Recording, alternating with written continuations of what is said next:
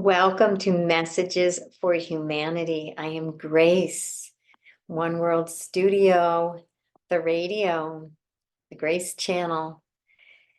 This is a message from John from our book, Empowerment. And it is talking about a disempowering way of being called lack of self-respect, trust, and love.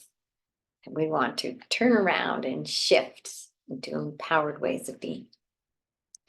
When you lie to yourself, when you tell yourself disempowering stories about yourself, when you dwell in the past, revisiting memories that upset you, when you fail to forgive yourself or others, you exhibit a lack of self-respect, trust, and self-love.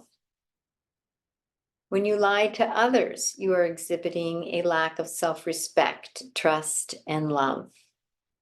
When you sell out on your truth to do something, even though you wanted to do something different or you really don't want to do it, you lack self-respect, trust, and love. When you don't stand up for yourself, allowing people to take advantage of you, when you fail to follow through on your agreements or allow others to step over your boundaries and take advantage of your kindness, you're exhibiting a lack of self-respect, trust, and love. When you criticize yourself, doubt yourself, ridicule yourself, put yourself down in any way, shape, or form, you are exhibiting a lack of self-respect, trust, and love. When you tell yourself you're not capable, worthy, deserving, competent, or brilliant enough, you are disrespectful of your own self. When you allow others to dominate you, tell you what to do, or demand anything that your heart is not aligned with, you are exhibiting a lack of self-respect, trust, and love. In life, there are times we need to do things that we don't want to do. Every job has the wonderful things, and then there's the times we need to scrub the toilets. And that may be not what we want to do. But when it is a denial of our own deeper truth, and we're going against that innermost truth, that is when we are disrespecting the self and lacking self-trust and love.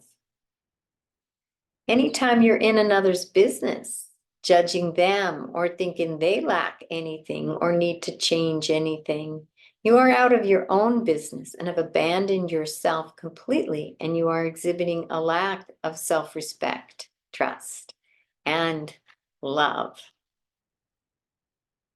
Anytime you put unhealthy substances, including unhealthy food, into your body, you are exhibiting a lack of self-respect, trust, and love. Anytime you don't care for the physical body in a loving and healthy way, you are exhibiting a lack of self-respect, trust, and love. To fail to love the self is to fail to respect the self. And the instant you take away your own respect, you are withholding love from yourself. Love is maximal always, and taking away some love will take away from your love as a whole. Self-respect and self-love go hand in hand. They come together. Just as sun and heat, love and compassion, peace and contentment come together. To truly love another, you must respect, trust, and love the other.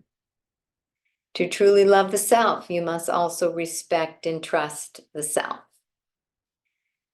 To disrespect the self is a disempowering way of depreciating the self and what you are as an extension of pure love beyond measure. Maybe your parents, like many, were not evolved enough to love you the way you needed as a child. Maybe there have been some unkind and unfair circumstances in your past. Maybe you had examples, models that conditioned you to talk unkindly or act disrespectful of yourself. Maybe you did and felt and said things you're not proud of or wished you could take back.